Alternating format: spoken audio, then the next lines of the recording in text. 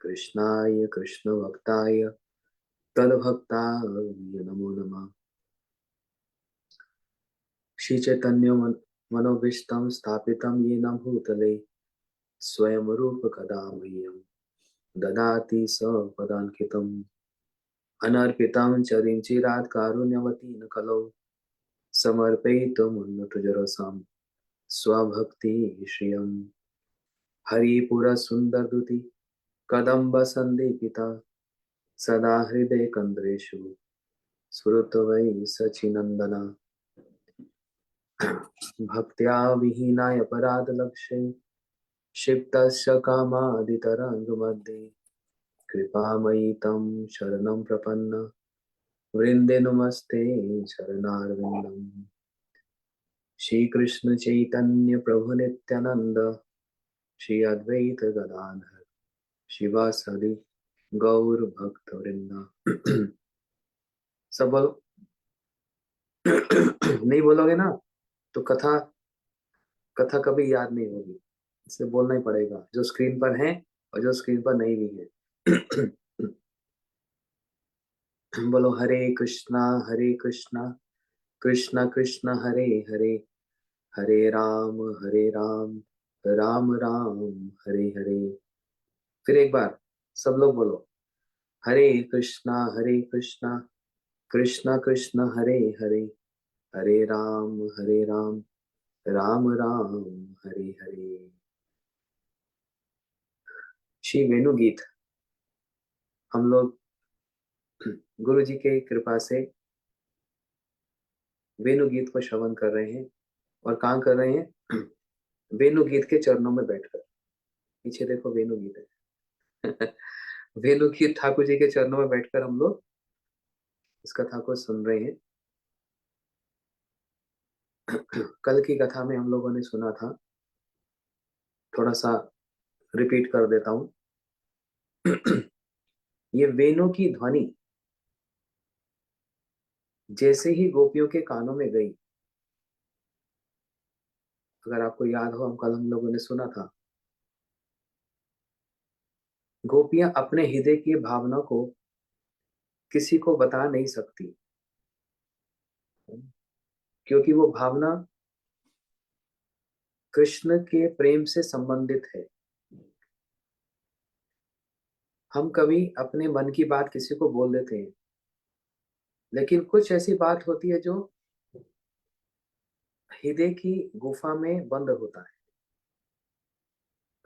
उसको किसी को नहीं बोला जाता, वो अपने तक ही रहती है। गोपियों के हृदय में कृष्ण के प्रति जो प्रेम है, वो थोड़ी ना किसी को कहती फिरती, किसी को नहीं बोल रही। यहाँ तक कि उनके अंदर जो धैर्य है, पेशेंस है, जो लज्जा है, ये इनके अंदर जो भी कुल धर्म है, मतलब समाज के जो धर्म है, वो स्वयं भी उसको नहीं पहचान पा रही, इतना मतलब वो छिपा कर रखी है। किंतु जैसे ही कृष्ण कृष्ण के मधुर वेणु के प्रवेश होते ही उनके अनुराग के लक्षण झटपट प्रकाशित हो पड़ते थे। यहाँ तक कल हम लोगों ने सुना था, सब कुछ छिपा कर रख रही है, लेकिन जैसे ही कृष्ण के वेणु ध्वनि को कान में सुना, अब अंदर का जो अनुराग है कृष्ण के प्रति, यदि आप समझ सकते हैं तो, और बहुत से भक्त जानते भी हैं, भक्ति के बहुत सारे लेवल्स होते हैं। हर चीज में लेवल्स होते हैं ना, भक्ति के भी लेवल हैं, स्तर है। हिंदी भाषा में भक्ति कहाँ से आरंभ होती है? श्रद्धा, सबसे पहले श्रद्धा। लेकिन यहाँ जो श्रद्धा होती है, देखो ध्यान से, नोट्स लिख लो। अभी जो कथा हो रही है, ये फिर दोबारा कभी हो ना हो मेरे को नहीं पता, और फिर एक अभी जो भाव आ रहे हैं वो फिर दोबारा कभी आएंगे कि नहीं वो भी नहीं पता, इसलिए नोट्स बनाओ। पहली जो श्रद्धा होती है उसको बोलते हैं कोमल श्रद्धा। जो अभी बहुत टेंडर है, सॉफ्ट है। मतलब जैसे एक छोटा सा एक पौधा है, अच्छे से उसको रखा, और जैसे थोड़ा सा हवा का झोंका आया, वो पौधा एकदम गिर जाता है। इसको बोलते हैं कोमल श्रद्धा। अभी ये गाढ़ी श्रद्धा नहीं हुई, अभी बड़ी सॉफ्ट है। किसी भक्त में झगड़ा देख लिया, अरे भक्त होकर भी झगड़ा करते हैं, मेरी तो श्रद्धा खत्म हो गई। जब बोलते हैं श्रद्धा खत्म हो गई, समाप्त हो गई, इसका मतलब श्रद्धा तुम्हारी थी ही नहीं। क्योंकि यदि श्रद्धा होती तो कभी वो समाप्त होती नहीं। आंधी आ जाए, तूफान आ जाए, साइक्लोन आ जाए, वृक्ष खड़ा रहता है, हिलता नहीं है, सब कुछ सहन कर लेता है। क्योंकि उसकी श्रद्धा, मतलब उसका जो बेस है, फाउंडेशन, वो बहुत ग्राउंडेड है। बहुत, उसकी जो जड़ है, रूट्स हैं, उसने पृथ्वी को एकदम कस के पकड़ रखा है। ग्राउंडेड होना कितना जरूरी है देखो। अगर नीचे पेड़ की जड़ कमजोर हो, कोमल हो, तो क्या होगा? एकदम उखड़ जाता है। इसलिए भक्ति का आरंभ कहाँ से होता है? श्रद्धा। उतना मैं डिटेल में नहीं जाऊंगा, लेकिन क्योंकि वो डायरेक्शन अलग हो जाएगी। बट जस्ट टू नो, श्रद्धा, साधु संग, भजन क्रिया, अनर्थ निवृत्ति, फिर निष्ठा। फिर कभी इसको अच्छे से समझेंगे। लेकिन ये भी जो निष्ठा आई है ना, इस निष्ठा के लेवल पर जो श्रद्धा होती है, वो कोमल नहीं, अब ये गाढ़ी हो चुकी है। अब इसको कोई नहीं हिला सकता। कुछ भी हो जाए लाइफ में, कोई भी इंसिडेंट हो जाए, कुछ भी हो जाए, इधर से उधर कुछ भी हो जाए, उसकी श्रद्धा कभी हिल ही नहीं सकती। ये हो गई गाढ़ी श्रद्धा। कौन से स्तर पर? निष्ठा। निष्ठा से ऊपर है फिर रुचि। रुचि से ऊपर है आसक्ति। आसक्ति के ऊपर भाव, और भाव के ऊपर फिर प्रेम। मतलब नाइन्थ लेवल जो है, वो है प्रेम। पहले लेवल पर प्रेम नहीं मिल जाएगा, पहले लेवल पर श्रद्धा होगी, है ना। और ऐसे एक दो तीन चार ऐसे लेवल्स पर फिर नाइन्थ जो फ्लोर है, जो नाइन्थ स्तर है, फिर वहां होता है प्रेम। भगवान से प्रेम होता है। अच्छा, उसके बाद भी फिर लेवल्स हैं। हाँ, इसी बात को लेकर मैं इस बात को उठाया था। इसके प्रेम के ऊपर के भी फिर लेवल हैं। क्यों जी? प्रेम हो गया तो सब कुछ हो गया, उसके बाद क्या बचा है? किस, सिर्फ प्रेम होने से ही सब कुछ नहीं हो जाता। उस प्रेम होने के बाद फिर उसके लेवल्स हैं।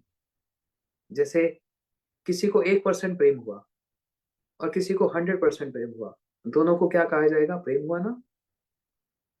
स्टूडेंट, फर्स्ट ग्रेड का स्टूडेंट भी स्टूडेंट होता है, 8th ग्रेड का भी स्टूडेंट होता है, 10th का भी स्टूडेंट होता है, कॉलेज में जाता है तो भी स्टूडेंट होता है, मास्टर्स करेगा तब भी स्टूडेंट्स होता है, वो स्टूडेंट ही रहेगा। अब अलग अलग लेवल के स्टूडेंट्स हैं, लेकिन नाम क्या है?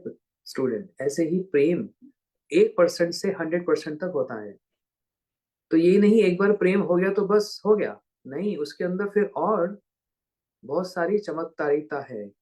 उसके अंदर बहुत से लेवल हैं। उस प्रेम के ऊपर लेवल क्या है? स्नेह, मान, प्रणय, राग, अनुराग। फिर से सुनो, नाइन्थ लेवल क्या है प्रेम का? ठीक है, उसके ऊपर प्रेम की, फिर उसके आगे प्रेम के जो लेवल्स हैं, अभी तक तो प्रेम पहुंचने तक के लेवल थे, नाइन्थ लेवल। लेकिन प्रेम होने के बाद जो लेवल है, उसकी डिटेल्स हैं, एक दिन हम लोग सुनेंगे ये। हाँ, माधुर्य कदम्बनी इतना सुंदर ग्रंथ है। इसमें इतनी डिटेल बताइए कि इस लेवल पर क्या होता है, इस लेवल पर क्या होता है, इस लेवल पर क्या होता है। इतना डिटेल कभी कोई नहीं बता सकता। तो प्रेम के ऊपर क्या बताया? स्नेह, मान, प्रणय, राग और अनुराग।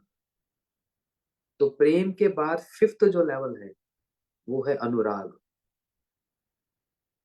मतलब वही प्रेम इतना गाढ़ा होता जा रहा है, गाढ़ा होता जा रहा है। पहले प्रेम कैसा होता है? Liquid, liquefied.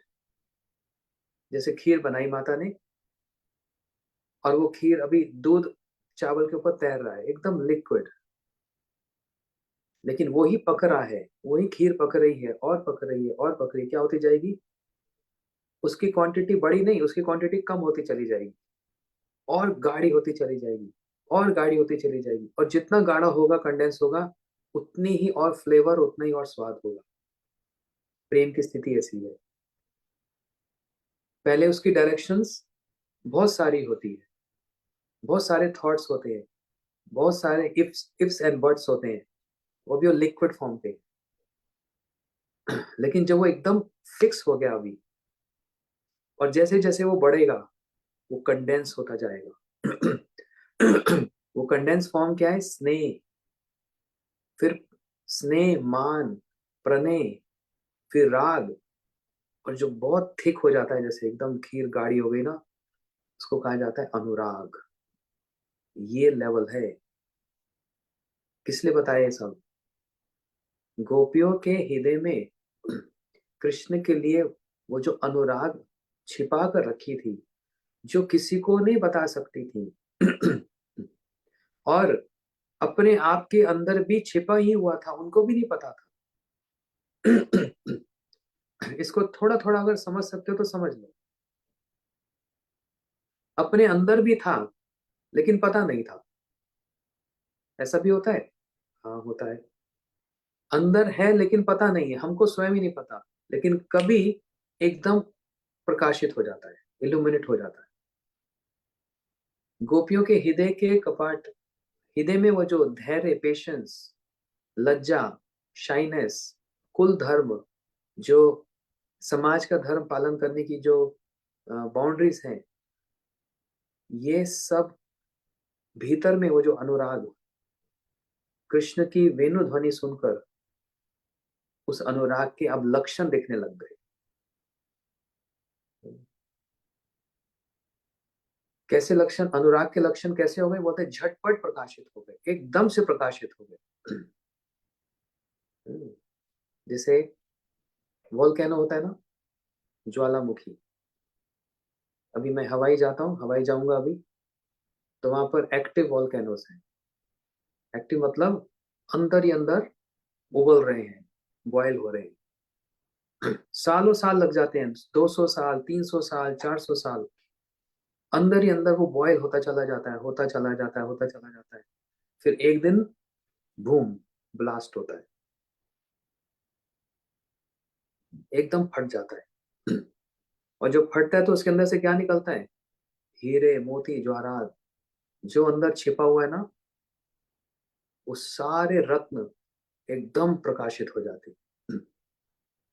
गोपियों ने अभी तक अपने अनुराग को छिपा रखा था, मतलब उनको पता भी नहीं था कि हमारे अंदर इतना सब है। वो एकदम डॉर्मेंट था, सोया हुआ था।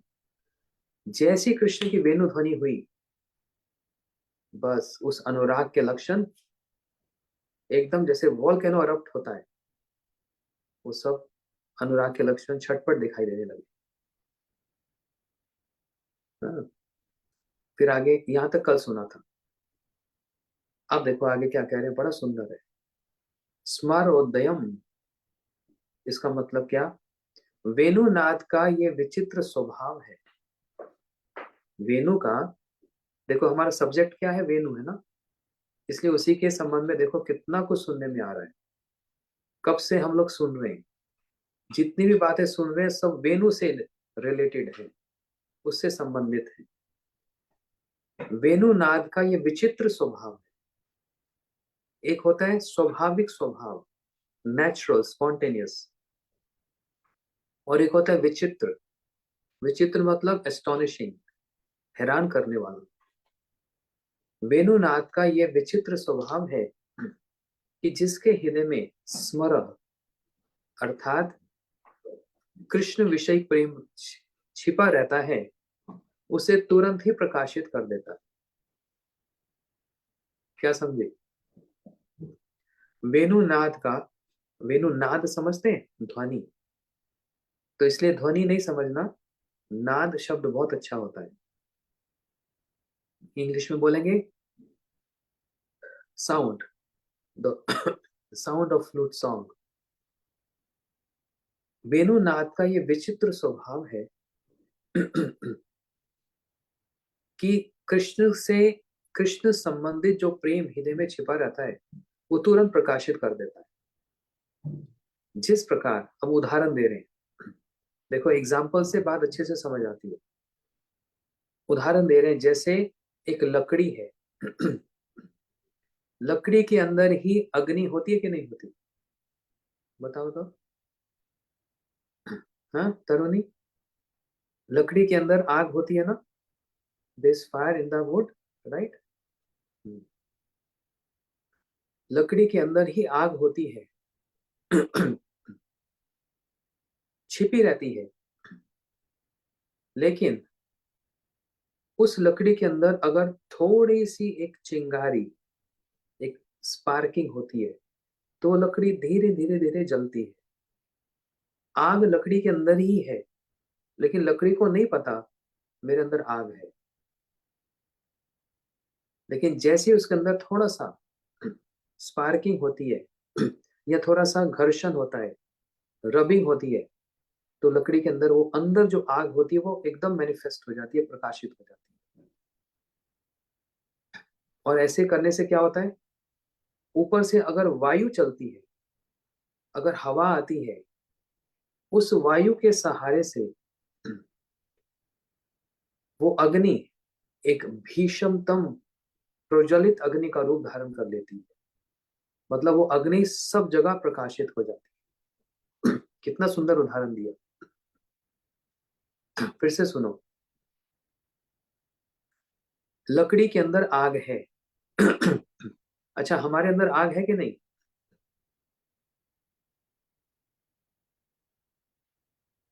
हमारे अंदर भी आग है कि नहीं? पंच भौतिक शरीर बोलते हैं ना, 5 elements in our body, earth, water, fire, ether, ये सब।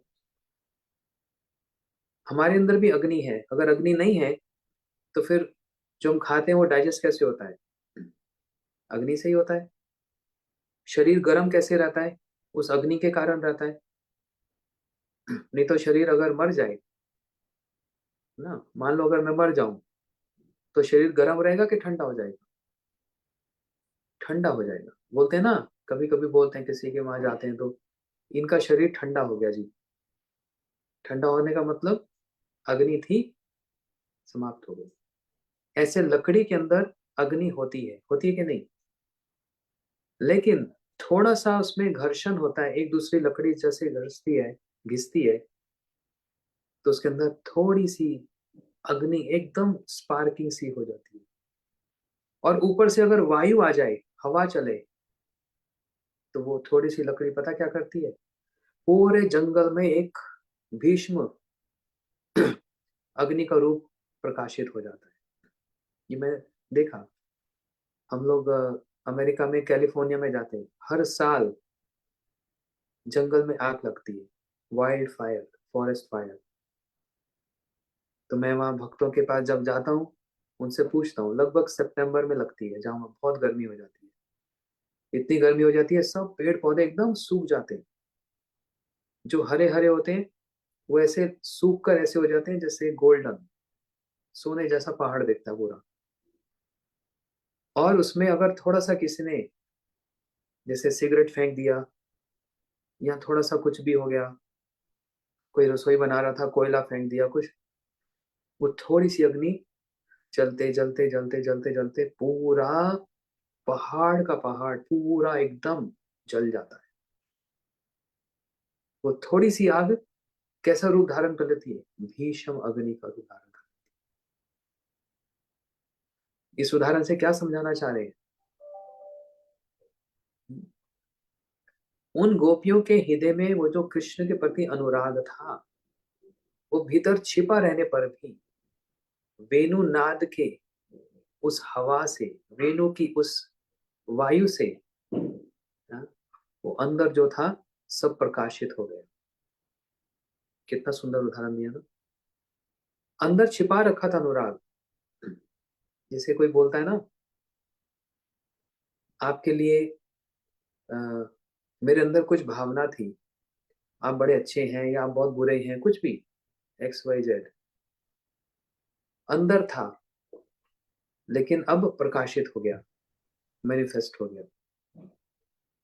गोपियों के हृदय में वो जो था, अनुराग छिपा हुआ था, वेणु की ध्वनि से वो अनुराग बाहर प्रकाशित होने लग गया।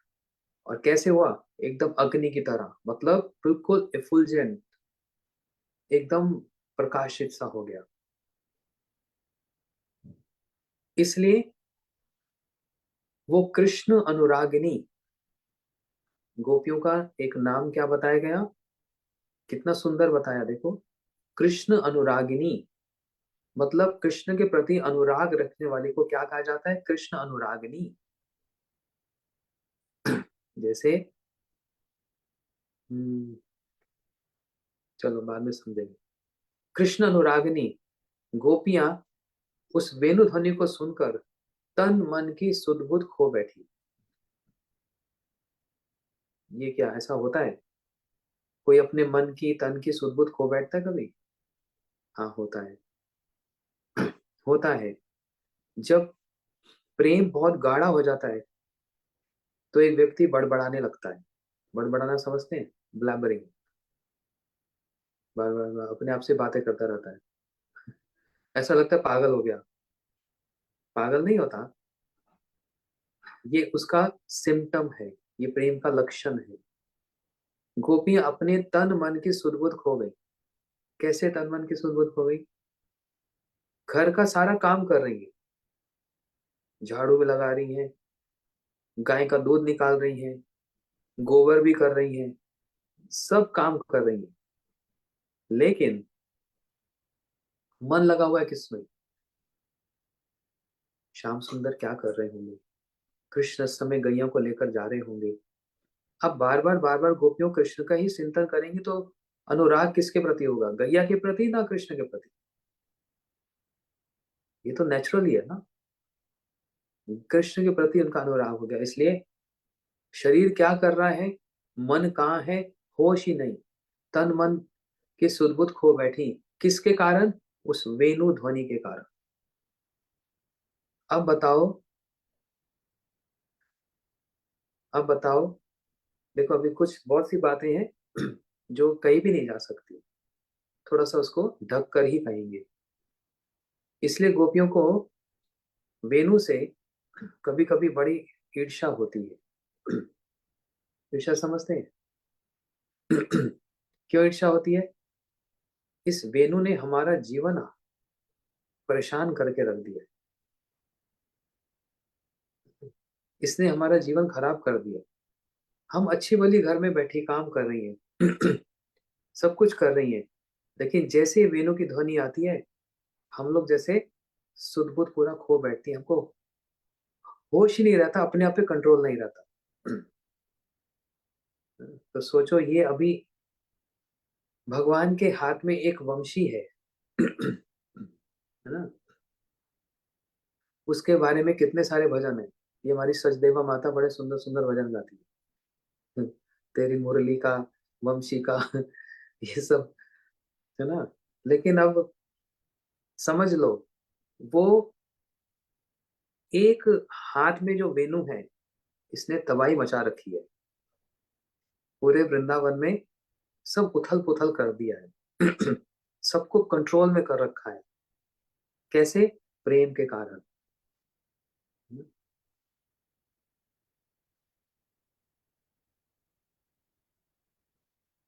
अच्छा, जब ये गोपी अपनी सुध-बुध खो बैठती है, अब हृदय के अंदर एक ताप है। ताप मतलब समझते हैं? क्योंकि ये बहुत रिफाइंड हिंदी है, इसलिए मेरे को बहुत धीरे से अ, इसको समझाना पड़ता है। हम लोगों को तो समझ आ जाता है क्या है। कहते हैं गोपियों के हृदय में जो ताप है, उसको दूर करने के लिए अपनी स्वजातीय अंतरंगा सखियों के निकट अपने मन की बातों को कुछ-कुछ कहने के लिए विवश हो गई। अभी तक प्रेम अंदर छिपा पड़ा था, ज़्यादा परेशानी नहीं हो रही थी। लेकिन उस वेणु ध्वनि के कारण जब अब प्रकाशित हो गया, अपने अंदर को ही पता लग गया, अरे मेरा कृष्ण से इतना प्रेम है। अब क्या करें? हाँ, कृष्ण दिख नहीं रहे, भगवान दिख नहीं रहे, हृदय में ताप हो गया, वीरे का ताप। जब कुछ हृदय में कुछ भारीपन रहे तो क्या करना पड़ता है? किसी को कह देना पड़ता है ना? गोपियां अपने उन मन की बातों को किसको कहेंगी? अपनी सखियों को। कौन सी सखी? जो बहुत क्लोज है, बहुत अंतरंग है। अंतरंग एक शब्द है, इंग्लिश में तो सीधा सीधा कह दिया जाता है क्लोज है। इसका कोई ज्यादा हम्म, अच्छे से अर्थ नहीं समझ आता। अंतरंगा सखियों को कहा। अंतरंग मतलब जो अंतरंग, अंदर के भाव के साथ, हमारा भाव जिसके साथ जुड़ा हुआ है। फ्रेंड्स तो बहुत सारे होते हैं, लेकिन सारे मित्रों को, अपने सखाओं को या सखियों को कोई अपने मन की बात बोलता है? नहीं बोलता। थोड़ी थोड़ी इधर उधर की बात बोल देते हैं, हाँ ऐसा हुआ ऐसा हुआ, लेकिन जो बहुत ही अंदर की बात है वो किसको बोली जाती है? जैसे मान लो, ऐसी उदाहरण दे रहा हूँ। मान लो घर में झगड़ा लग रहा है। हाँ, झगड़ा लग रहा है और आप बहुत समझाने की कोशिश कर रहे हो, झगड़ा खत्म नहीं हो रहा। अब मन की बात किसी को तो कही जाएगी, तो क्या पूरे मोहल्ले में सबको बोलेंगे, देखो जी हमारे घर में झगड़ा लगता है ऐसे ऐसे? नहीं। जो सबसे ज्यादा अंतरंग होगा, बहुत ही क्लोज, जो सच में आपके मन को समझ पाएगा और आपकी बात को सीक्रेट भी रखेगा, उस फ्रेंड को, उस मित्र को कहा जाता है अंतरंग। कि ये नहीं हमने अपनी मन की बात को कह दिया और तुम जाकर सारे संसार में ढिंडोरा पीट दो, सब जगह बोलते फिरो, फिर वो अंतरंग नहीं रह जाता। हाँ, अंतरंग वही होता है जिसको अपने मन की बात कही जाती है और वो अपने तक ही रखता है, तब उसका जो विश्वास है वो अंतरंग होता है। तो गोपियों के हृदय में वो जो ताप हो रहा था, उन्होंने अपनी अंतरंगा सखियों के निकट, जो बहुत ही निकट है, जो मन के वो समझ सकती है, हमारी भावना को समझ सकती है और अपने तक ही रखेंगी, अपनी मन की बात को कहने के लिए विवश हो गई। इतनी आसानी से गोपियां अपनी सखियों को ये बात कह नहीं पा रही, विवश हो गई, हेल्पलेस। मतलब अब और कोई उपाय नहीं बचा हमारे पास, हम विवश हैं, क्योंकि मन की बात को कहना ही पड़ेगा, ये तो भार लगता है, बर्डन ऑन द हार्ट, भार लगता है। और कह देने से मन हल्का हो जाता है। अच्छा। इसलिए कहा, काश्चित प्रोक्षम कृष्णस्य स्वसखियोभिः वर्णयन्। इस श्लोक में एक शब्द आया परोक्ष। परोक्ष का मतलब वैसे आप हिंदी वाले भी नहीं जानते होंगे, इंग्लिश वालों की तो बात ही छोड़ दो। परोक्ष का मतलब होता है इनडायरेक्ट। कोई बात को इनडायरेक्ट कहना, उसको परोक्ष कहते हैं। जैसे अ, अगर मैं कहूं, एक बड़ा सुंदर छोटा सा बालक है, बच्चा है, बड़ा सुंदर है, उसके सिर पे मोर मुकुट है, उसके हाथ में वंशी है, पीला पीतांबर धारण करता है, वृंदावन में घूमता फिरता है। कौन हो सकता है ये? नरसिंह भगवान, वरा भगवान, राम जी, परशुराम जी? तो इसी से समझ के आ गया ये कृष्ण है। लेकिन सीधा क्यों नहीं बोला? बोलते कुछ बातें परोक्ष में कहने से उसका बड़ा आस्वादन होता है, कुछ बातों को उल्टा कहने से उसका एक अलग स्वाद आता है, सीधा कहने से इतना अच्छा नहीं लगता। ये प्रेम की बात है। जैसे कोई पूछे आपको हमसे कोई लगाव है, कोई हमारे प्रति स्नेह है, प्रेम है, नहीं नहीं आपसे। आपके पर कुछ भी नहीं, बेकार सब। हम्म, जैसे पर्सनल बात है, माधव प्रभु के साथ हम लोग जब जा रहे होते हैं, कभी कभी, अभी नहीं, आज से 15-20 साल पहले, तो मायापुर में रहते थे हम लोग। मायापुर में 5-5 महीने, 6-6 महीने एक साथ रहते थे। सब लोग कहते थे जुड़वा भाई है, ट्विंस है ये। तो क्या बोलते थे? हाँ, कहते आप दोनों का बड़ा प्रेम है आपस में। जब ऐसे बोलते थे ना, तो माधव पेपू बोलते थे, इसके साथ प्रेम? ये दुश्मन है मेरा, ये तो शत्रु है, ये प्रेम बेकार है एकदम।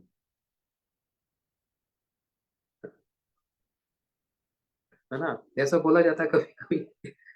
ये तो हमारा सबसे बड़ा शत्रु यही है, सबसे बड़ा दुश्मन यही है। अब इसको कैसे समझाएगा? परोक्ष में कहा, इनडायरेक्टली। इसलिए, और और क्यों भी ऐसा कहना पड़ता है? उस प्रेम को नजर ना लग जाए, इसलिए उल्टी बात बोलो। आपका बच्चा ना बड़ा इंटेलिजेंट है, कोई अगर ये कहे तो क्या कहना चाहिए? नहीं नहीं, अभी इंटेलिजेंट थोड़ा, एकदम बेकार, पढ़ता ही नहीं है। कहो तो बात ही नहीं मानता। परोक्ष में उल्टा ये कह दिया गया कि सच में बहुत अच्छा है और इंटेलिजेंट है। और एक ह्यूमन साइकोलॉजी, मनोविज्ञान जिसको कहते हैं, उसमें क्या कहा जाता है? अपने सामने अपने संतान की कभी प्रशंसा मत करना। बेटा हो या बेटी हो, उसके सामने मत कहना तुम्हारे जैसा कोई इंटेलिजेंट बच्चा नहीं है पूरे स्कूल में, तुम तो बड़े अच्छे हो, तुम तो स्पोर्ट्समैन हो, स्पोर्ट्स गर्ल हो। नहीं बोलना। क्यों? ये बोलने से उसको नेगेटिव इफेक्ट भी हो सकता है। उसके अंदर ईगो आ सकती है कि बस अब मेरे को और मेहनत करने की जरूरत नहीं, बस मैंने अचीव कर लिया, मैंने कर लिया। बल्कि उसके सामने, ठीक है, थोड़ा सा लाइट बोलना भी चाहिए, लेकिन खुल कर नहीं। और किसी के सामने तो बिल्कुल नहीं बोलना चाहिए। हाँ, अभी ट्राई कर रहा है, अभी बहुत कुछ करना बाकी है। परोक्ष में कह दिया जाता है। तो इसलिए प्रेम में, जैसे प्रभु, हमारे प्रभु में उसको बोला कि हाँ, ये तो मेरा शत्रु है, ये कोई फ्रेंड थोड़ा है, ये मित्र नहीं है। तो परोक्ष में क्या कह दिया जाता है ना, हमको आपसे कोई प्रेम व्रेम नहीं है, आपको तो पसंद ही नहीं करता मैं। तो इसका उल्टा अर्थ क्या होता है? सच में आपको बहुत पसंद करता हूँ। ये होता है परोक्ष, इनडायरेक्ट। तो परोक्ष का अर्थ एक शब्द है, ये शास्त्र का शब्द है, आप लोगों को समझ नहीं आएगा, लेकिन उसको मैं एक्सप्लेन करता हूँ। कहते हैं अविद्या। परोक्ष का अर्थ है अविद्या। कभी सुना भी नहीं होगा नाम। इसका मन क्या, इसका मतलब क्या? मन के भावों को स्पष्ट रूप से प्रकट ना करके इंगित के द्वारा छिपाकर प्रकट करने का नाम अविद्या है।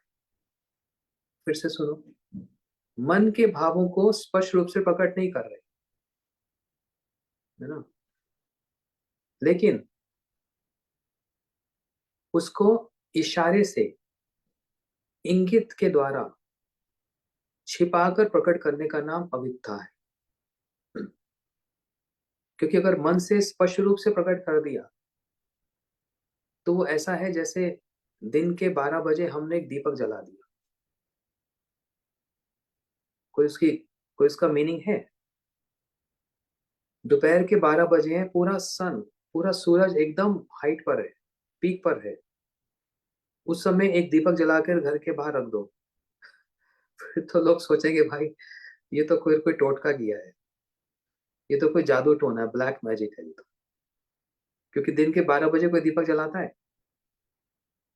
वो दीपक जला हुआ भी जला हुआ दिखता नहीं है, दिखता ही नहीं है, क्योंकि जहां इतना तेज आ रहा है सूरज का, उसके आगे ये दीपक का कोई वैल्यू नहीं है, उसका मूल्य नहीं है। हाँ, रात को 12 बजे अगर वो दीपक जलाओ तो चारों तरफ वो एक्नॉलेज हो जाता है, दिख जाता है। अंधेरे में उसका मूल्य ज्यादा है, दिन में नहीं है। इसलिए मन की भाव को ऐसे प्रकट कर देना जैसे सूरज के सामने दीपक को जलाने वाली। इसलिए वृंदावन की गोपियां अपने मन को, भावों को स्पष्ट रूप से प्रकट नहीं करती, इशारे से, भाव भंगी के द्वारा छिपा कर प्रकट करती है, इंगित के द्वारा, एक इशारे के द्वारा और भाव भंगी के द्वारा। भाव भंगी समझते हैं? भाव भंगी होती है शरीर से कोई जेस्चर करना, भाव भंगी। जैसे आपको कथा अच्छी लगी या फिर ना कैसे कर लिया, इसका मतलब क्या हुआ? अपने भाव से दिखला रहे हैं क्या? बिल्कुल नहीं लगी। तो फिर अच्छी नहीं लगी तो किसी ने भी हाँ नहीं कहा, कोई हंसा नहीं, इसका मतलब किसी को अच्छी लगी नहीं रही। कल से कथा नहीं होगी, बस हो गया, आज लास्ट है। देखा, अब देखो सब हंस रहे हैं खिलखिलाकर, ये है भाव भंगी। जो बात मैंने कही वो परोक्ष में कही, इनडायरेक्टली कही, कि कथा इतनी सुंदर कि स्वयं ही आस्वादन हो रहा है और सबको हो रहा है, कहने वाले को भी और सुनने वालों को भी उसका आस्वादन हो रहा है। और जो अभी भाव भंगी सबने दिखलाई, हंसकर दिखलाया, इसको बोलते हैं इशारे से ये कह देना। अब किसी ने हाँ तो कहा नहीं मेरे को, किसी ने सिर भी नहीं हिलाया, ही ऐसे हंस के दिखा दिया, इसको बोलते हैं इशारे से सब कुछ कह देना। तो इसलिए कभी बहुत सी वैसी बातें होती हैं जो स्पष्ट सबके सामने नहीं कही जाती, इशारे में ही, इंगित से ही, भाव से ही कह दी जाती है। ये कौन समझेगा? ये प्रेम की बात है, प्रेम करने वाला ही समझेगा। कृष्ण समझेंगे और गोपियां समझेंगी।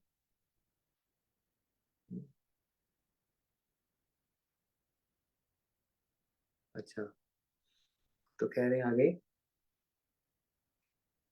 उस वेणुनाथ के अद्भुत पराक्रम के कारण उनका वे कृष्ण अनुराग रूप स्मर प्रकट हो तो हुआ, किंतु धैर्य गंभीर महासमुद्र रूपा ब्रज रमणीय अपने कृष्ण राग को छिपाकर इस प्रकार व्यक्त करने लगी कि उनकी अंतरंग सखियां भी उनके अंतरंग भावनाओं को भाव तक ना सके। इसका मैं साधारण अर्थ बतलाता हूँ। हमने अभी भी सुना, गोपी अपने हृदय में अनुराग रखी हुई थी, वेणुनाथ की ध्वनि सुनी, सुनते ही अनुराग प्रकट हो गया, प्रेम प्रकट हो गया। और जैसे ही पता लगा कि हमारे अंदर इतना बड़ा प्रेम है, तन मन की सुध बुध खो बैठी। अब जब सुध बुध खो बैठी, हृदय में बहुत बड़ा भार है, किसको कहें? जो सबसे अंतरंग सखी, उसको कहा कि देखो ऐसा हुआ, मैं विवश हो रही हूँ, मैं हेल्पलेस हो रही हूँ, मेरे से जिया नहीं जा रहा, मैं कृष्ण को सब समय सोचती रहती हूँ, उनके बिना मैं जीवित नहीं रह सकती। ये बातें परोक्ष में, स्पष्ट रूप से नहीं, परोक्ष रूप में कही, इनडायरेक्टली कही। मतलब इतना गाढ़ा वो प्रेम है कि सीधा सीधा बोल भी नहीं पा रही उनको। कैसे बोल रही है? इनडायरेक्टली बोल रही। जैसे सिर्फ एक गेस कर रहा हूँ, एग्जाम्पल कर रहा हूँ, मैं गोपियों की बात नहीं कह रहा। जैसे मान लो गोपियां कह रही हो अपनी सखी से कि सखी कल तक तो मैं बिल्कुल ठीक थी, लेकिन आज एक सुबह सुबह एक ध्वनि को सुना मैंने, पता नहीं कौन बजा रहा था, पता सब है कृष्ण बजा रहे हैं, कोई वेणु, कोई ऐसे कोई एक इंस्ट्रूमेंट बज रहा था। जब से मैंने उसको सुना, पता नहीं घर में मेरा मन नहीं लगता, अभी घर के काम में मन नहीं लगता।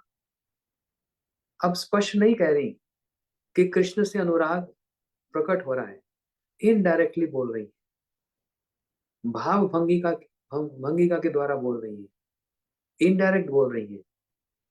यही एक इसी का नाम अविद्या है। और उस वेणु ध्वनि के अद्भुत पराक्रम के कारण, उसके इन्फ्लुएंस के कारण उनका वह कृष्ण अनुराग प्रकट तो हो गया, प्रकाशित तो हो गया, किंतु बड़ी ही धैर्य गंभीर है। जैसे एक समुद्र कैसा होता है, समुद्र एकदम गंभीर होता है। भले ही समुद्र में लहरें होती हैं, लेकिन जितनी भी वर्षा हो जाए, कभी समुद्र में बाढ़ आती है या फिर समुद्र कभी सूखता है? नहीं। समुद्र कहाँ कैसा होता है? बड़ा धैर्य और बड़ा गंभीर। ऐसे ही वो धैर्य गंभीर रूपा जो गोपियां हैं, उन्होंने अपने कृष्ण अनुराग को छिपाकर इस प्रकार व्यक्त करने लगी, ऐसे कहने लगी कि उनकी अंतरंगा सखियां भी, उनकी सबसे क्लोज सखियां भी गोपियों के अंतरंग भाव को भाव तक ना सकी, जान भी नहीं पा रही। कह भी दिया और नहीं भी कह दिया, दोनों एक साथ। और ये सुनकर वेणु ध्वनि की महिमा का कुछ इस प्रकार से गान करने लगी कि उनकी बातों का कुछ दूसरे प्रकार का अर्थ निकला जा सके और कृष्ण के प्रति उनका अनुराग बाहर प्रकट ना हो।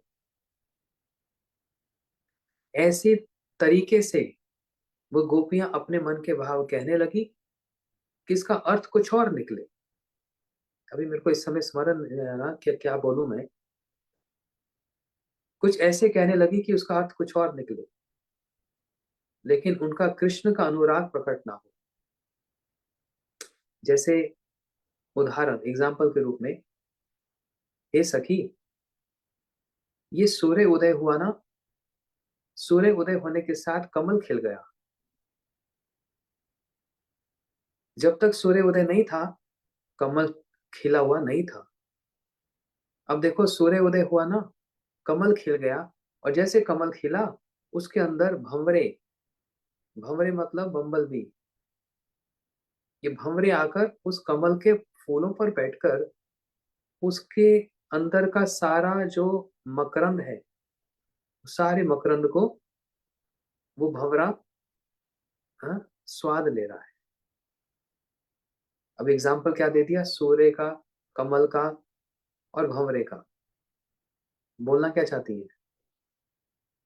जैसे ये प्रेम खिला, सूर्य सूर्य उदय हुए, मतलब जैसे ये प्रेम उदय हुआ, मेरा जो अनुराग पता लग गया कि मुझको सच में कृष्ण से प्रेम है, तो कमल खिल गया।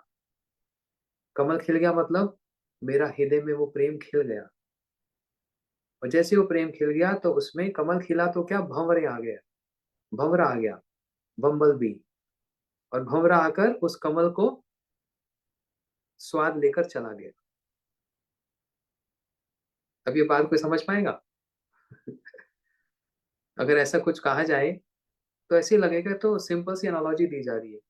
हाँ, सूर्य उदय होते हैं, कमल खिलता है, फिर भंवरे आते हैं और फूलों का स्वाद लेके चले जाते हैं। सिंपल सी बात है, लॉजिक है।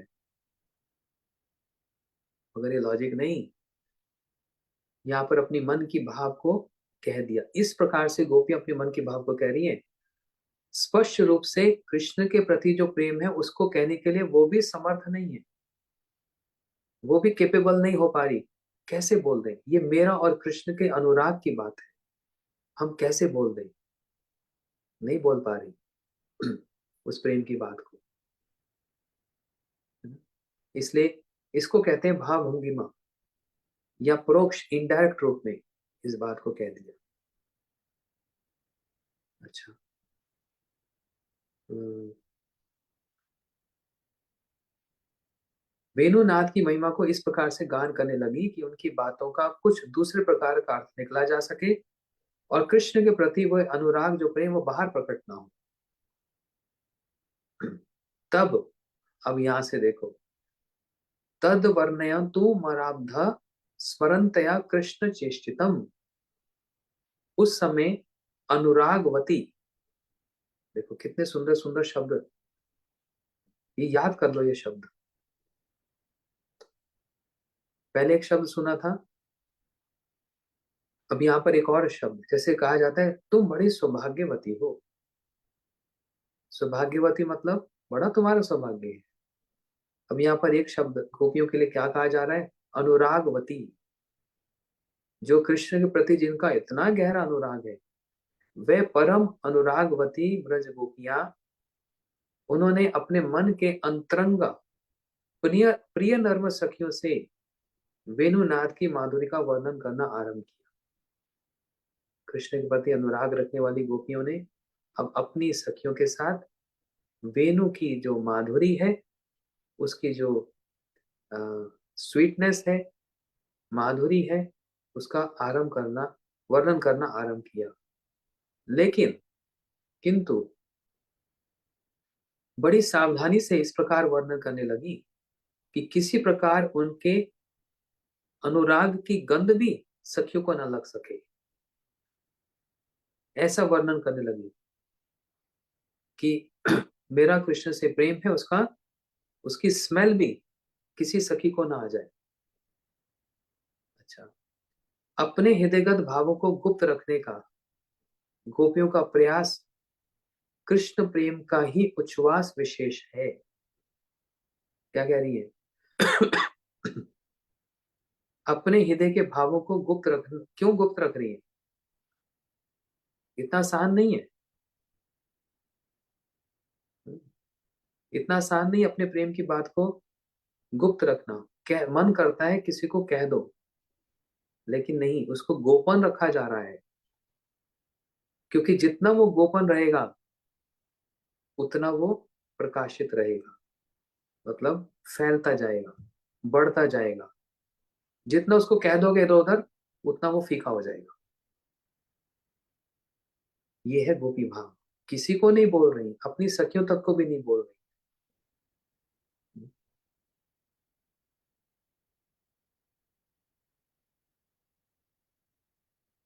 अच्छा, अब एक और एग्जांपल दे रहे हैं।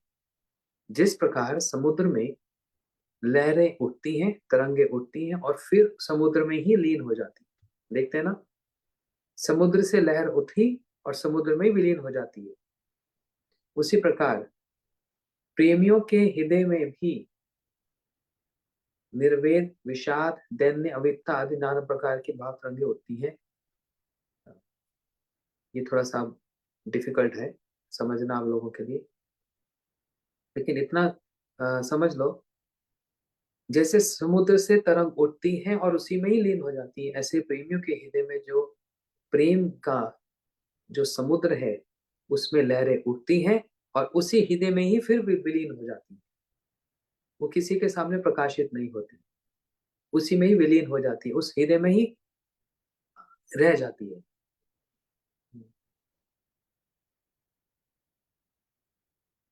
तब उसके बाद फिर क्या सिम्टम होते हैं उसके, क्या लक्षण होते हैं? बोलते हैं कपट, लज्जा, भय, गौरव। ये नाना प्रकार के कारणों से अविद्या नामक संचारी भाव का उद्गम होता है। देखो क्या कह रहे हैं, ऐसा होने से क्या होता है? थोड़ी सी लज्जा, फिर भय और गौरव, तीनों एक साथ, चारों एक साथ। गौरव मतलब कहते हैं ना, I am proud of you. Gaurav, I am proud of you मतलब मैं अपने उस प्रेम को बहुत प्राउड फील कर रहा हूँ कि मेरा आपसे इस प्रकार का प्रेम है। मैं उसको अ, कैसे बताएं, प्रशंसा कर रहा हूँ, ग्लोरीफाई करता हूँ, उस प्रेम को प्रशंसा करता हूँ, गौरव है। और दूसरा भय, जितना प्रेम बढ़ता जाएगा साथ साथ भय भी बढ़ता जाएगा। किस बात का भय बढ़ता जाएगा? दो बात, कहीं ये प्रेम कम ना हो जाए और कहीं ये प्रेम छिप ना जाए। एक तो कम ना हो जाए, फीका ना हो जाए, दूसरा कहीं मेरे हाथ से चला ना जाए। ये एक ऐसी संपत्ति है जिसको मैंने प्राप्त किया है अपने सौभाग्य से, मैंने उसको प्राप्त किया है अपनी तपस्या से, अपने सेक्रीफाइस से मैंने उसको प्राप्त किया है। अब ये संपत्ति कहीं अब चली ना जाए। साथ साथ उसके प्रति आदर, गौरव बुद्धि भी हो जाती है, सम्मान, साथ साथ भय, डर भी लग जाता है। जितना प्रेम बढ़ेगा भय भी उतना बढ़ेगा।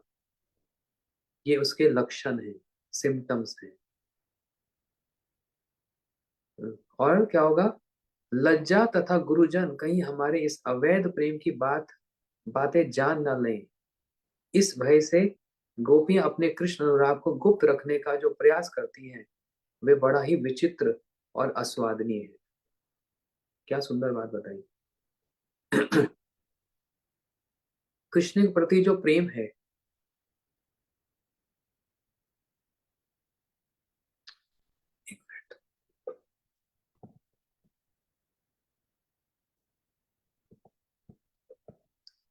कृष्ण के प्रति जो प्रेम है, अब इसमें दो चीजें आ रही है। एक तो लज्जा और दूसरा हमारे जो गुरुजन हैं, घर के लोग, गोपियां कह रही हैं कहीं वो जान ना पाए। इस प्रेम को ऐसे छिपा कर रखा है एकदम संदूक के अंदर, इन वन चेस्ट। लॉकर के अंदर भी एक लॉकर, लॉकर के अंदर भी एक लॉकर, उसके अंदर भी एक लॉकर। इतने सारे हार्ट के लेयर्स होते हैं। पहले का लेयर, फिर अंदर का लेयर, फिर तीसरा, फिर चौथा, फिर एकदम अंदर जो कोर होता है वहां पर इसको छिपाया जाता है कि किसी को पता भी ना लगे। गोपियों ने अपने उस अंदर के हृदय में, सदा हृदय कंदरेशु सुरत वे सचिनंदन। हृदय की कंदरा, कंदरा नहीं समझते आप लोग, गुफा, हृदय के अंदर जो गुफा है वहां पर इसको लॉक रखा जाता है। गोपियों ने अपने उस प्रेम को उसमें लॉक रखा जिससे कि दो बातें, कृष्ण के प्रति हमारा जो प्रेम है वो वैध नहीं है।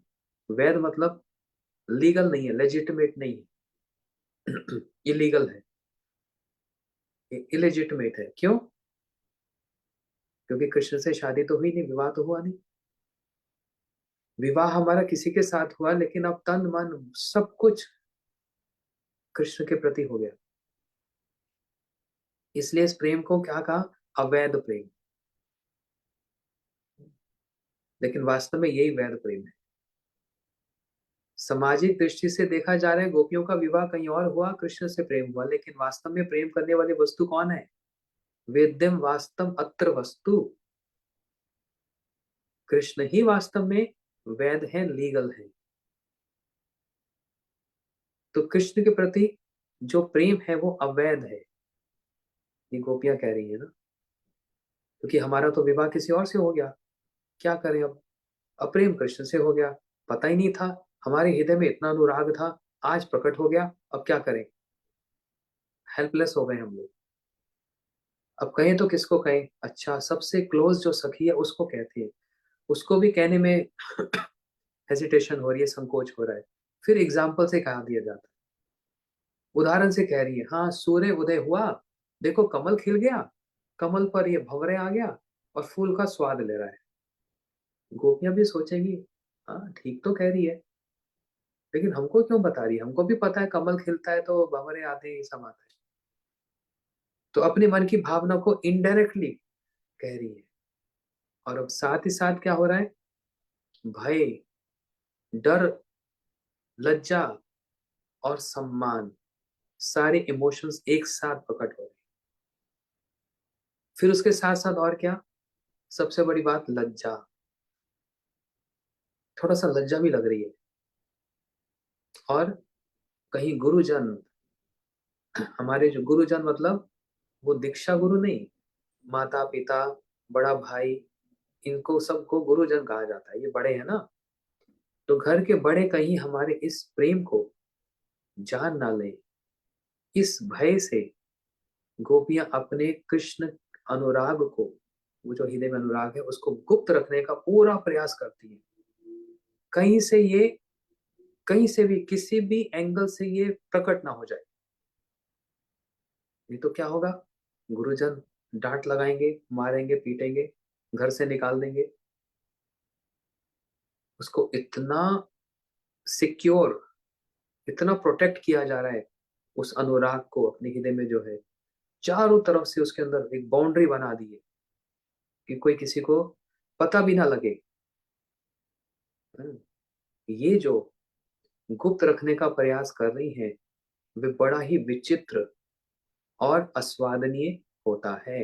किस ढंग से, किस ढंग से उसको गुप्त रख रही हैं, वो बड़ा विचित्र है। नॉर्मल नहीं है, बड़ा एबनॉर्मल सा है और बड़ा अस्वादनीय है। मैं आज 10 मिनट थोड़ा अधिक लूंगा क्योंकि ये चैप्टर समाप्त होने जा रहा है। प्रत्येक ब्रज रमणी, ये गोपियों का एक नाम है, यदि जिसको नहीं समझ आ रहा उनके लिए। प्रत्येक ब्रज रमणी, ब्रज रमणी का मतलब होता है गोपियां। रमणी क्यों? कृष्ण के साथ रमन करती हैं इसलिए वो रमणी है। प्रत्येक ब्रज रमणी कृष्ण प्रेम की सीमा रहित एक अफुरंत भंडार है। जितनी भी गोपियां, उनके अंदर प्रेम का भंडार है, छोटा मोटा प्रेम नहीं है। सबके अंदर इतना प्रेम है, इतना प्रेम है। और कितनी गोपियां हैं? ओह, हजारों लाखों करोड़ों गोपियां। और उन सारे हजारों लाखों करोड़ों गोपियों के प्रेम का भंडार का स्वादन कौन करता है? कृष्ण करते हैं। तो सोचो वो कृष्ण अपने आप में ही प्रेम के कितने बड़े भंडार होंगे। समझ आया? आपको गुलाब जामुन पसंद है, उनको जलेबी पसंद है, उनको रसगुल्ला पसंद है। और मैं अगर सबके मिठाइयों को खा गया तो मैं कितना स्वीट हो जाऊंगा। जैसे कृष्ण, जब बाल गोपाल, छोटे से बालक कन्हैया बड़े चंचल थे ना, घर घर में माखन की चोरी करते हैं। चोरी का खाने का बड़ा इनको अच्छा लगता है, सीधा सीधा नहीं खाएंगे, चोरी से खाते हैं। इसलिए हमारे प्रेम को भी चोरी से ही लेते हैं। सीधा सीधा इनके समझ नहीं आती बात, घुमा फिरा कर ही करेंगे सब कुछ। सीधा कभी अटैक नहीं करते, घुमा फिरा कर ऐसे ऐसे ऐसे करके तो उसका बनाएंगे अपना, सीधा नहीं करते। तो जब छोटे से बालक थे ना, यशोदा मैया अपने घर में शालिग्राम जी की पूजा करती है। नंद बाबा शालिग्राम जी की पूजा करते हैं, यशोदा मैया पूजा करती है ना। और यशोदा मैया शालिग्राम जी को रोज लड्डू का भोग, मालपुए का भोग, जलेबी का भोग। हाँ हाँ हाँ, सुनने से बहुत दिनों बाद मालपुआ मन दिमाग में आया। हाँ, जलेबी, मालपुआ, लड्डू, और वो क्या होता है, हम्म, होली पर जो मिलता है,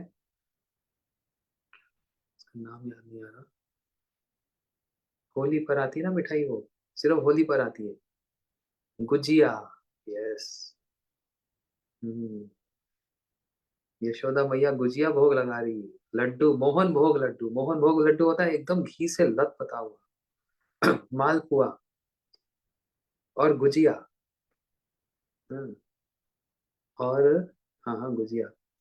और झूलन पर भोग लगता है, यार उसका नाम, घेवर। हाँ, मलाई वाला घेवर, ओह क्या स्वाद आ रहा है आज तो।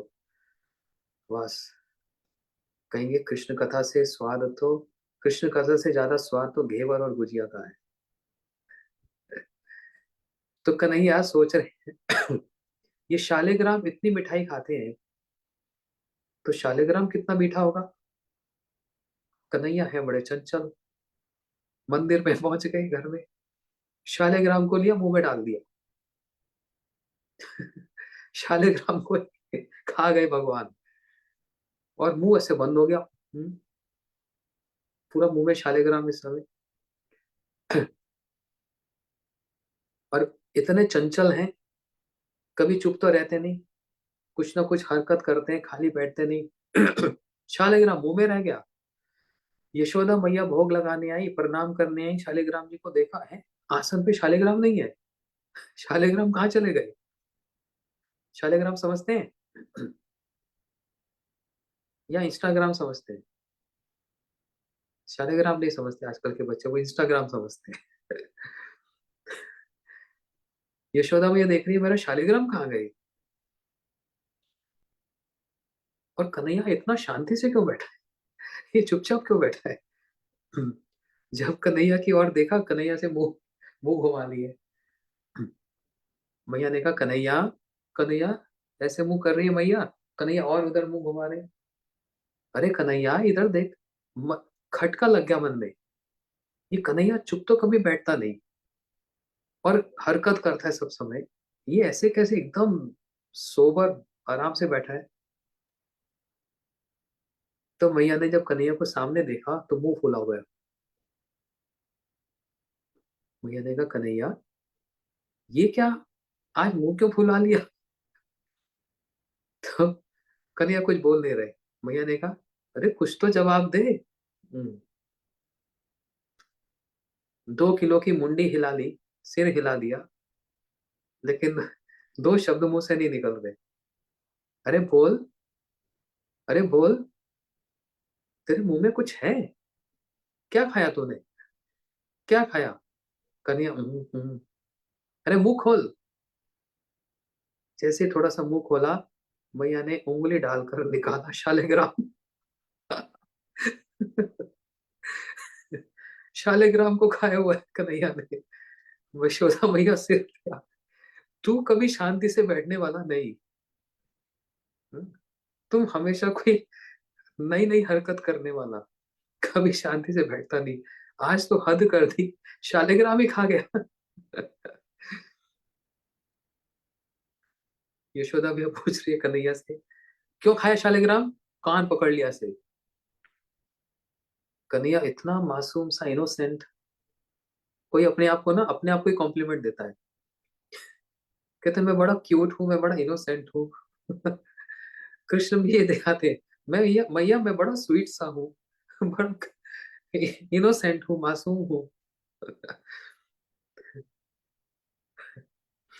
बोलते मैया मैं ये सोचता हूँ, मैंने ये सोचा बैठे बैठे यहाँ पर, देखो कैसे दिमाग में कैसे स्पार्किंग होती रहती है।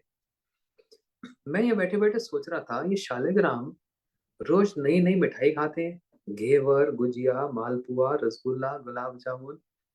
मैं सोचा शालिग्राम इतना मीठा खाते हैं, तो शालिग्राम कितना मीठा होगा, इसलिए मैं शालिग्राम को ही खाकर देखता हूँ। तो शालिग्राम जी को ही खा गए। कन्हैया, मैया ने कहा, हे भगवान। जैसे मैया बोलती है, हे भगवान, कन्हैया की छाती फूल जाए। ठीक ही तो कह रही मैया, मैं ही तो भगवान हूँ। लेकिन सामने नहीं पहुंच सकते। इस प्रकार से बात कुछ कहने जा रहा था मैं। उन ब्रज रमणीय गोपियों, कृष्ण प्रेम की सीमा रहित एक अफुरंत भंडार है। उन गोपियों के हृदय में, हाँ, लाखों करोड़ों गोपियां हैं।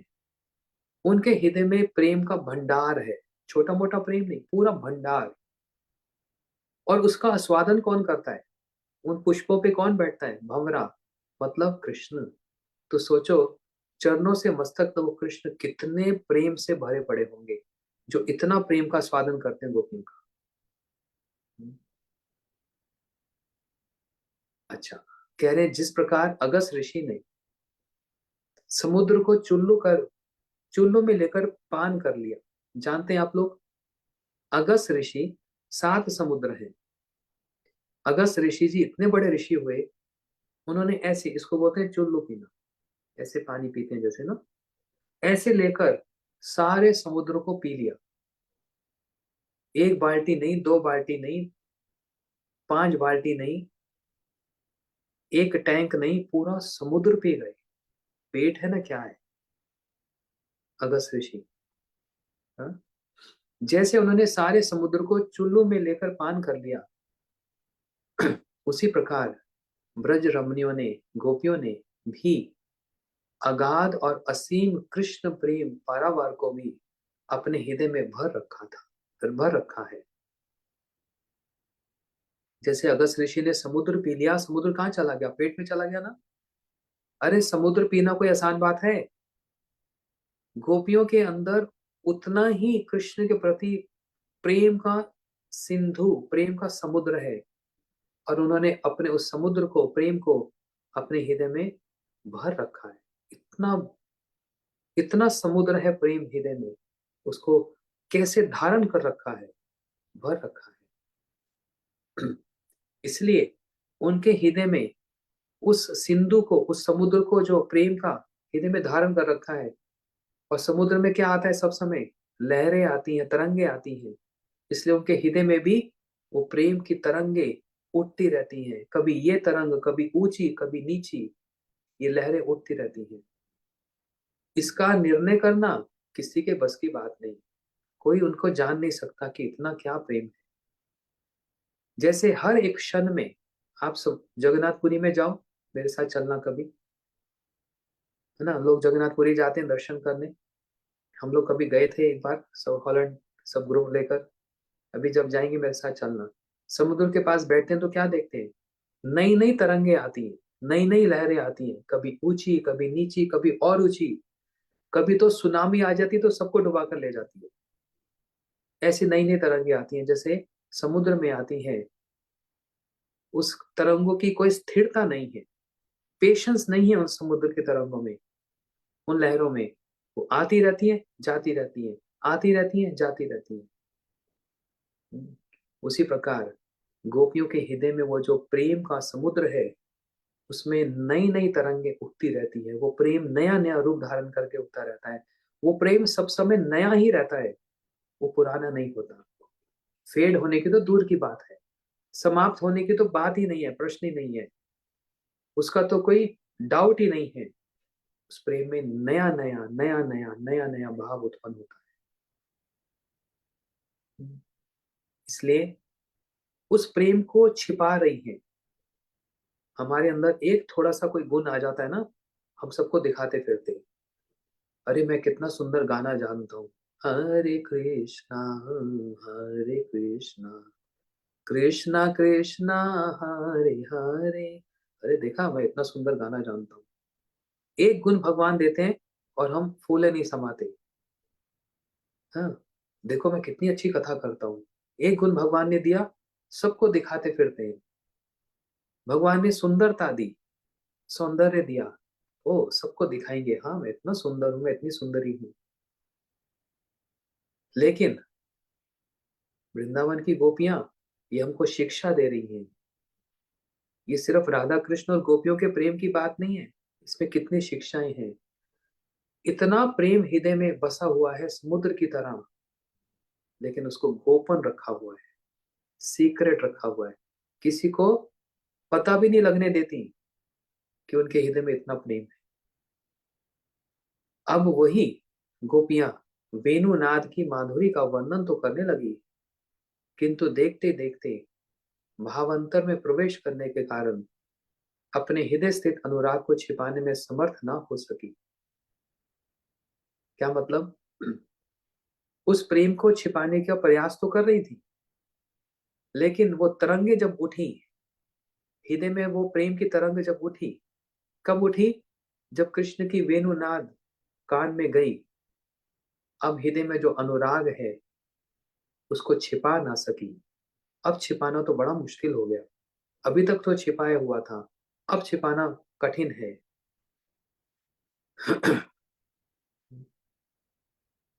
और उस समय हृदय में क्या होने लगा? वो तरंगे क्या होने लगी? बोलते हैं उन तरंगों में धैर्य, पेशेंस, लज्जा, कुल धर्म मतलब समाज का धर्म, भय और मान, बीच बीच में मान भी, ये सब अपने आप ही ऐसे बहने लग गया, अपने आप बहने लगा। इसलिए लास्ट में यही कहा, वे प्रेम में ऐसी विवश हो गई कि उनका छिपा हुआ कृष्ण प्रेम अपने आप प्रकट होने लगा। ऐसा भी कभी होता है प्रेम में विवश हो जाना, हेल्पलेस होता है। कैसे होता है? जैसे गुरुजी ने उदाहरण दिया ना, एक भंवरा इतना शक्ति रखता है कि पेड़ के जड़ में जो लकड़ी होती है उसको भी छेद करके निकल जाता है। उसके मुंह में, उसकी मूंछों पर इतना उसके अंदर पावर है, स्ट्रेंथ है कि वो पेड़ को भेद करके, छेद करके निकल जाता है। लेकिन वही भंवरा शाम को कमल के कोमल कोमल पुष्पों में आकर जो बैठता है और उसके मकरंद को चूस रहा है, पान कर रहा है, और जैसे सूर्यास्त हो गया वो कमल बंद हो गया।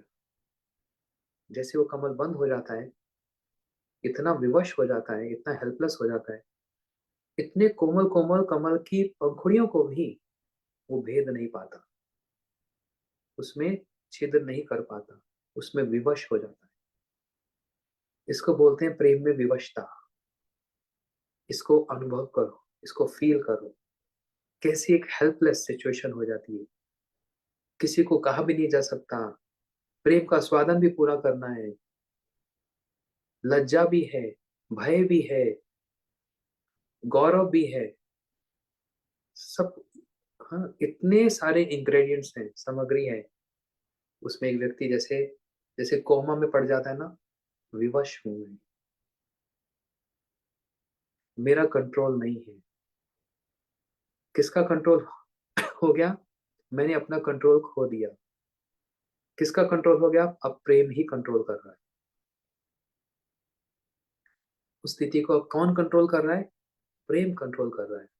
और उस प्रेम में फिर इफ एंड बट्स यदि आ गया, या उस प्रेम में कोई विचार आने लग गए, ये होगा, कल क्या होगा, परसों क्या, पहले क्या था, जितना ये विचार आ गया, उतने विचार उस प्रेम को सोचने नहीं देंगे,